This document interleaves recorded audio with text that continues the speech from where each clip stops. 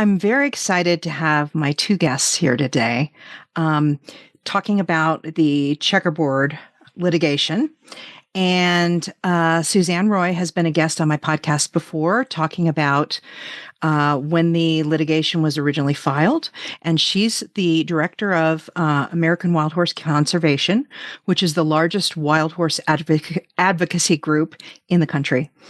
And then I have Joanna Grossman, who is from Animal Welfare Institute, and she's the equine program director and senior advisor. And they are both major plaintiffs on this lawsuit and making it happen. So thank you very much for being here. I really appreciate it. Thanks for having us, Carol. Yeah, thank you so much, Carol. So we're just going to talk about the initial lawsuit and then also the appeal. So we want to let people know information about what's going on now. So Suzanne, can you start off and let us know why AWHC wanted to file a lawsuit after the BLM did the new resource management plan in Wyoming? Yes. The lawsuit is basically the culmination of 13 years of litigation over the wild horses in the Wyoming checkerboard, which you, Carol, have been with us every step of the way over those last 13 years in trying to prevent the eradication of the wild horses in the Salt Wells Creek and the Great Divide Basin herd management areas, in addition to the severe reduction in the habitat size and the allowable size of the population in the Adobe Town HMA. And also let's throw in there the White Mountain wild horses who the BLM has been trying to turn into a non-reproducing herd. So that fight goes back to 2011, and this is kind of the culmination of that, which the BLM released resource management plan amendments that would codify the zeroing out of Salt Wells Creek, the zeroing out of Great Divide Basin, cutting the size of the Adobe Town HMA and slashing the population size in half. And it did call for leaving the White Mountain herd alone in terms of sterilization. And that was because of outcry, I think, from the counties and the city who had invested a lot of money to promote the White Mountain horses for ecotourism in the area. So the reason that we're challenging this is we believe it's illegal and that the BLM is using a request by private landowners, namely the Rock Springs Grazing Association, to remove all wild horses from the private lands in this area. The BLM is using that request as an excuse to wipe them off the public lands as well. And that is fundamentally illegal under the Wild and Free Roaming Horses and Burros Act. And that's why we're challenging it. That's great. Joanna, can you tell us why AWI has decided to be a part of this? Yeah, definitely, Carol. And thank you again. It's really an honor to be kind of partners in this effort with you both. And as I said, Carol, I have learned a lot from your podcast. I really enjoy it. So I guess just to start for your listeners, since I haven't been on the podcast before, the Animal Welfare Institute, we're one of the nation's oldest animal protection groups, founded in the early 1950s. And almost since the very start of our founding, we have been involved on wild horse management issues. Our founder, Christine Stevens, was an ally of Wild Horse Annie, of Velma Johnston, pushing for protections for wild horses. And we've been longtime proponents of humane fertility control like PZP. And nowadays we do a lot of our work at the federal level, again, ensuring that lawmakers understand the importance of managing these horses humanely and with proven and safe fertility control measures. And in terms of the checkerboard litigation, and kind of the checkerboard issue more broadly, because obviously this has been going on for a long, long time, and huge credit to Suzanne and AWHC for leading this effort for so long. We first, I would say, really got involved on the checkerboard situation A number of years ago now, because it sort of became clear and apparent based on planning documents that the BLM was releasing that they were intending to move forward with a very significant and drastic plan that would, of course, decimate the populations out in the checkerboard, revoke millions of acres of designated wild horse habitat. So the scope of this was certainly very troubling, as well as the precedent that it could set for management across the U.S. And the AWI, along with AWHC, Suzanne will remember this, when the BLM was undertaking the largest roundup in U.S. history, they removed over 3,500 horses from the checkerboard. It was such a big operation, as you both know, that it spanned from 2021 to 2022. We were working together on that effort. We worked on a petition that had over 70,000 supporters sign it. And, we did a rally outside of the Department of Interior and delivered that petition to underscore what everybody knows, right? That Americans really cherish these wild horses. They were extremely troubled by what was happening with this roundup, a roundup that saw, in addition to droves of horses being taken off the range, as is par for the course, just horrific fatalities, a mare that died of a ruptured uterus, the broken legs, broken necks, that sort of thing. So, we were obviously working on that effort on that front, at the same time submitting regulatory comments, again, kind of unfortunately noticing the trend here in terms of what the BLM was moving to do with the checkerboard. So from our perspective, like I said, this is a very significant case in terms of what it can mean for wild horses across the West. And, this is an issue where, as Suzanne, summed up very nicely, you have a situation where the Rock Springs Grazing Association essentially wants these horses gone. So the BLM has acknowledged that these areas can sustain healthy horses. Degradation of the land is not at issue here. It's really out of convenience that they're deciding to remove them. So it's incredibly troubling. Mm-hmm. Yeah, definitely. Suzanne, what were some of the arguments that Bill advanced during the case to the court about why this was wrong? Well, there are a couple of arguments. One is just simple under the National Environmental Policy Act, known as NEPA, that they failed to consider alternatives to what Joanna just described as an extreme reaction plan to eliminate millions of acres of habitat in Wyoming. So the alternative that we submitted back in, I believe it was 2017 or 18, was 18. Yeah. Yeah. You know the details better than I do. So yes, we submitted an alternative that Bill Eubanks, our attorney, developed, including precedent for such an action, et cetera, that involved land swaps. So basically trading public and private public and private land to create contiguous public lands, habitat, and private lands for livestock grazing, essentially. And so that is an alternative that has precedent, but it's not an alternative that was ever considered by the BLM. So that's one part. That's a more minor part of the argument, but the larger part of the argument is that the Wild Free Roaming Horses and Burros Act, which was passed in 1971, prohibits the capture, branding, harassment, and death of wild horses, with the exception of a process that's laid out. I'm speaking specifically about capture. Capture is prohibited unless they follow a process that is explained, is set forth in Section 3 of the Wild Horse Act. And Section 3 of the Wild Horse Act says, in order to remove horses, the BLM first must declare that there are excess horses, and then it must declare that their removal is necessary to preserve the thriving natural ecological balance. And that's literally the only way that removing wild horses from public lands is legal. It's illegal to capture them otherwise. Okay. So that's Section 3 of the Act. It applies specifically to the removal of wild horses from public land. Section 4 of the Act applies to removal of horses from private land.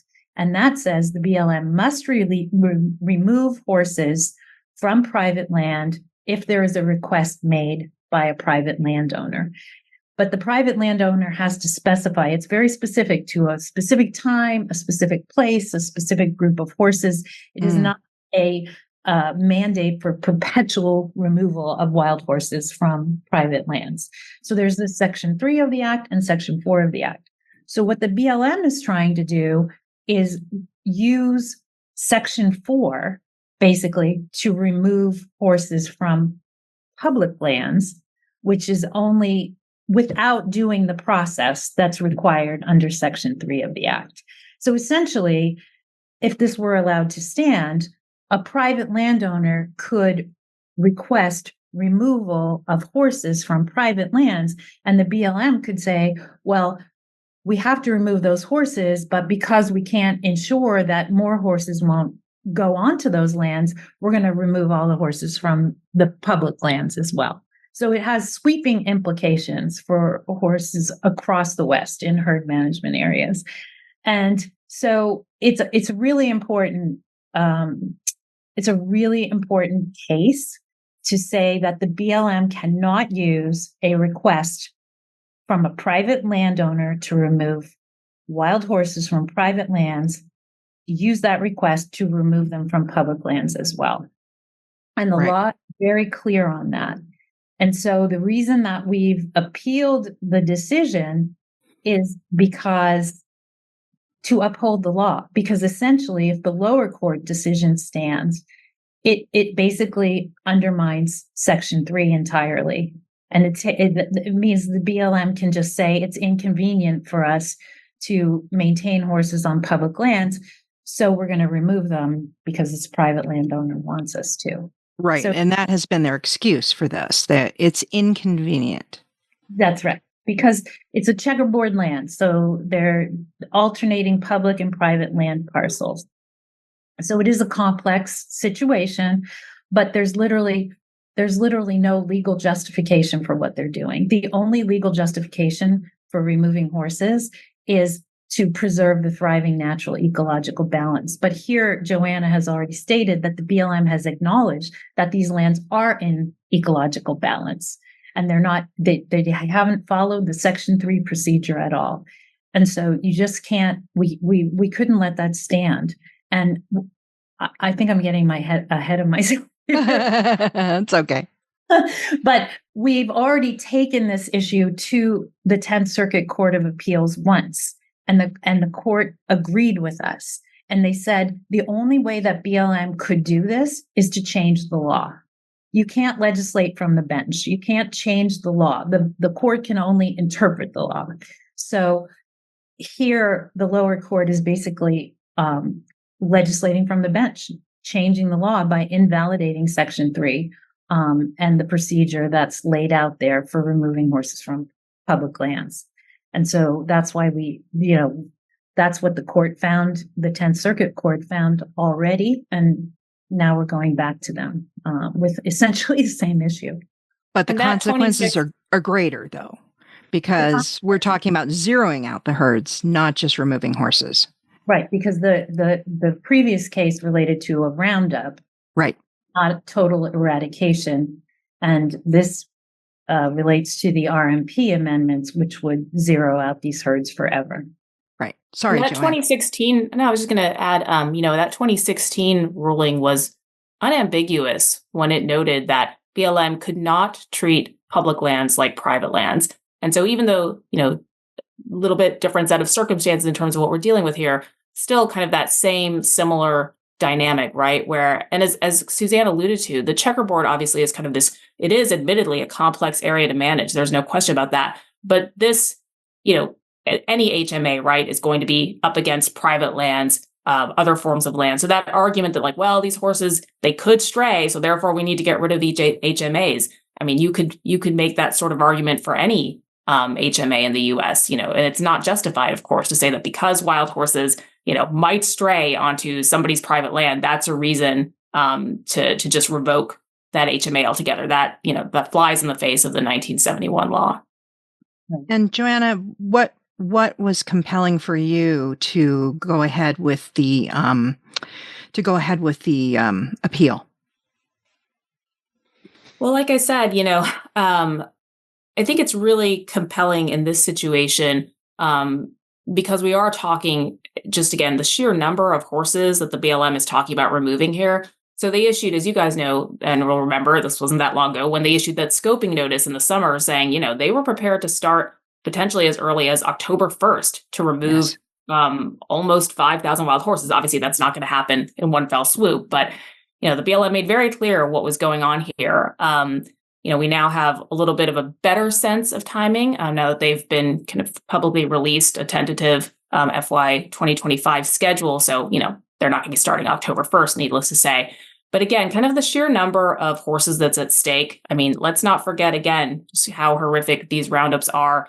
These are, of course, herds that are completely beloved. They are huge tourist draws as well. You have the Curlies, this incredibly rare breed that's out there. And this, like I said, it's just a really kind of compelling set of facts in this case, precisely because the BLM, again, as we keep reiterating, but it's an important point, the BLM admits, these horses, they're doing fine. And again, the land, the thriving natural ecological balance side of this is not in question here. It really is a matter of just convenience and, unfortunately, appeasing a grazing association that wants these horses gone. And, when the BLM entered into that consent decree with the RSGA, I think that was, you guys know better than me, I think 2013 or so, they only agreed to consider a number of alternatives, not to actually just move forward, with this complete removal of these HMAs and drastically reduce the size of the herds out there. So, yeah, I mean, I think there's definitely a lot at stake. And like I said, if the BLM were to follow through with this plan, I think it certainly opens the door to seeing a similar tactic being used elsewhere with other HMAs too. Yeah. And something that, of course, we are very concerned about is that I think the real reason that they are not proceeding October 1st is they don't have room in long-term holding, and they only have a limited amount of room in short-term holding. And if they took another 5,000 horses, there's more pressure on the possibility of saying, let's euthanize these horses because it's getting too expensive. Yeah. I was looking at the holding numbers the other day, and I hadn't really looked at it from the perspective of splitting out wild horses and wild burros, but there are now more wild horses in holding in captivity than remain free in the wild. And that would be even more extreme disparity if they proceeded with this roundup. And what you say is really important.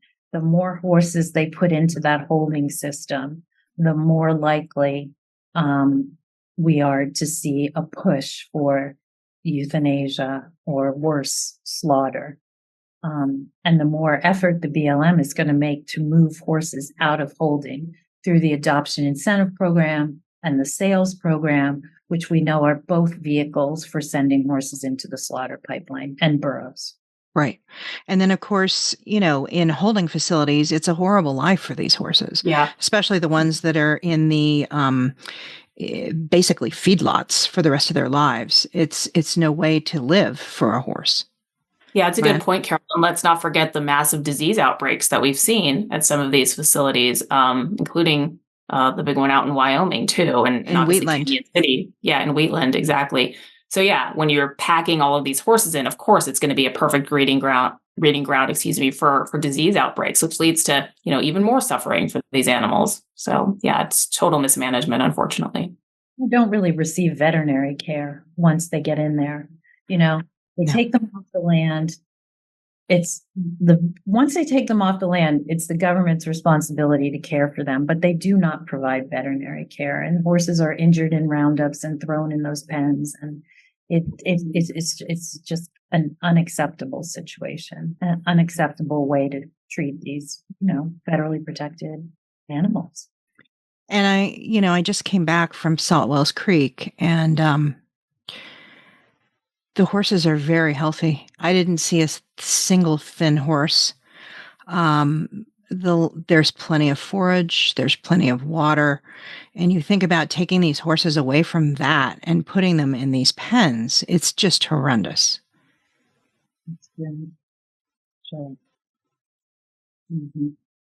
Yeah, very sad. So, can you either of you can speak about a little bit about the timeline with what we know about the appeal? Sure. I'm happy, probably both of us can chime in and shed some light on that. We certainly wish we had a crystal ball to tell folks exactly what to expect, but, obviously litigation can be very prolonged and protracted, but I think in this situation, probably all the parties are hoping for a resolution before the actual roundup of horses would commence. And again, based on what we've seen the BLM release publicly, I know they've got some of the Wyoming HMAs now slated on the schedule for summer of 2025. Our opening brief is due mid-October. So, our expectation is that certainly kind of probably in the months ahead as things move along, we would, perhaps see a decision. Again, it's hard to predict exactly when, courts can take a long time. But I think the expectation is it will probably occur before the roundup were to begin. But Suzanne, I don't know if you have any other insights as to timing. No, I don't. Other than the fact that the BLM has now released a schedule that has these horses on it, targeted for roundup, may help the court decide in our favor in terms of an accelerated briefing schedule. Okay. And they have not released. They released a scoping document for a roundup, but they did not release an EA yet. Right. So yeah, we are hoping that this can be briefed and decided before the BLM goes ahead with that roundup. And Suzanne, you alluded a little bit to White Mountain. So I know at the oral arguments, I heard the RSGA lawyer saying that they were going to rescind consent for having the horses on private lands in White Mountain. So White Mountain, it looks like, may be added to the herds that will be zeroed out. Yeah, I mean, that's not in they have to do a new RMP amendment, but that it's just so absurd that they're given this sort of power to dictate whether federally protected wild horses can live on public lands. The Rock Springs Grazing Association enjoys the privilege of grazing livestock on the public lands. And the Interior Department certainly has the leverage to say, if you want to continue with that privilege, which is a privilege, it's not a right, it's completely at the discretion of the Secretary of the Interior.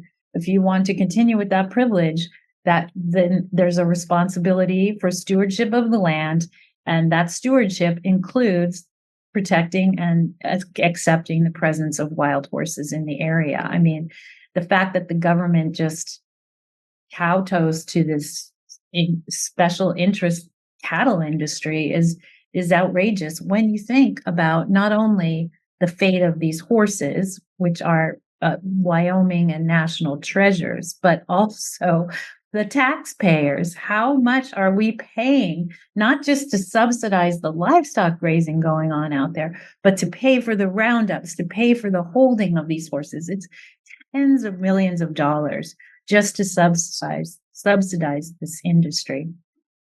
So I just went off on a rant there, but the question of White Mountain, we saw you were out there at the roundup. The towns of Green River and Rock Springs and the county of Sweetwater spent quite a bit of money to develop a wild horse viewing loop through White Mountain HMA.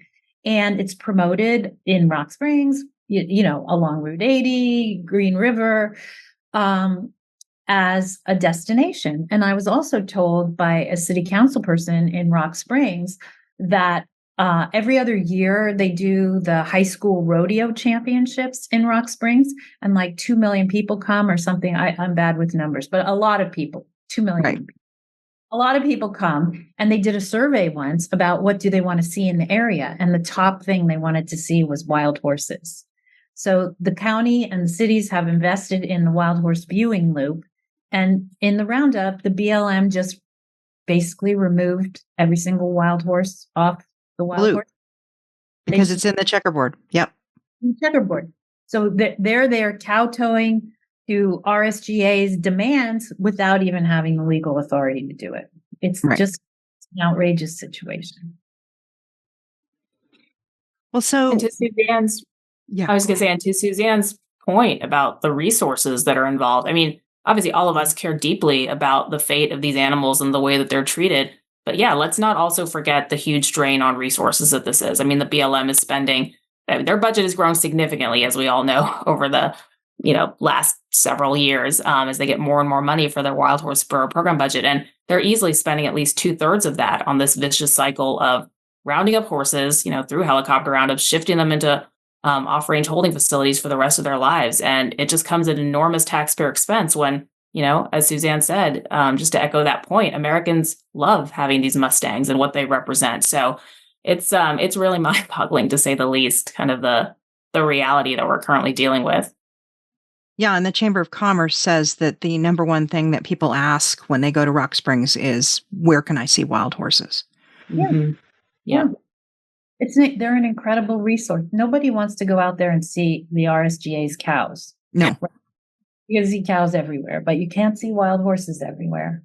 And the special area. I mean, we haven't even talked about how incredible the landscape is out there in the Red Desert, and how these horses are just part of the landscape, and just to wipe them out is just inalterably changing that. And it's a travesty. Well, in Wyoming, Wyoming is a state with a very small population, like 500,000 people. And then you think about these HMAs, we're talking about 2 million acres of land. I mean, that's people can't even conceive of 2 million acres. I mean, it's shocking when you go out there. This area is also called the Big Empty, because you don't have huge amounts of housing and anything like that.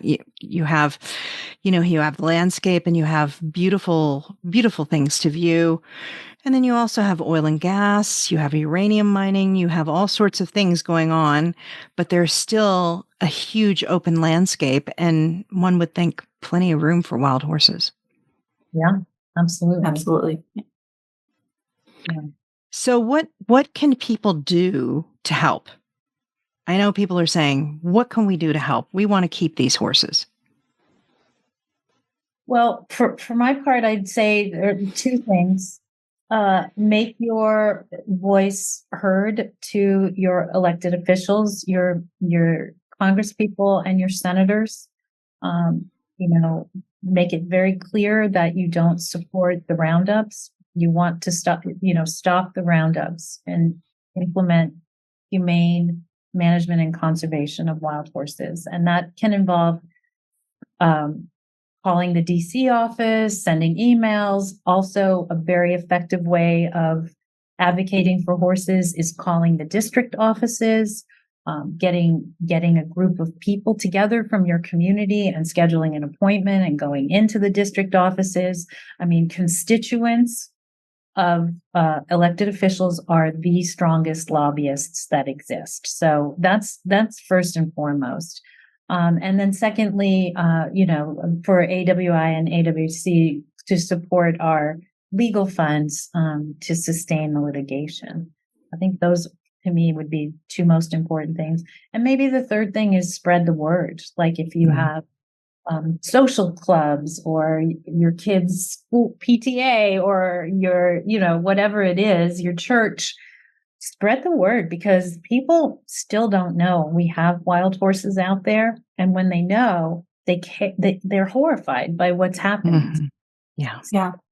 And those are all great points. And I would also add kind of along those same lines, I would encourage folks to submit letters to the editor, op-eds, to educate the public about this issue, because a lot of people don't know, but when they find out what's going on, they're understandably horrified by the situation. And yes, absolutely, definitely weigh in with your members of Congress, because they're juggling so many different priorities that it is important for them to hear from constituents about these issues. And they really do take note when they hear about issues that matter. Their staffers are kind of keeping track, like, okay, we're hearing about this issue a lot from our constituents. What are we going to do about it? And there's actually federal legislation that's pending right now, bipartisan bill introduced by Congresswoman Titus to stop helicopter roundup. So again, that's another avenue to, again, underscore the support that exists for moving the BLM away from that sort of failed and brutal management strategy. So, certainly I know with AWI and with AWHC,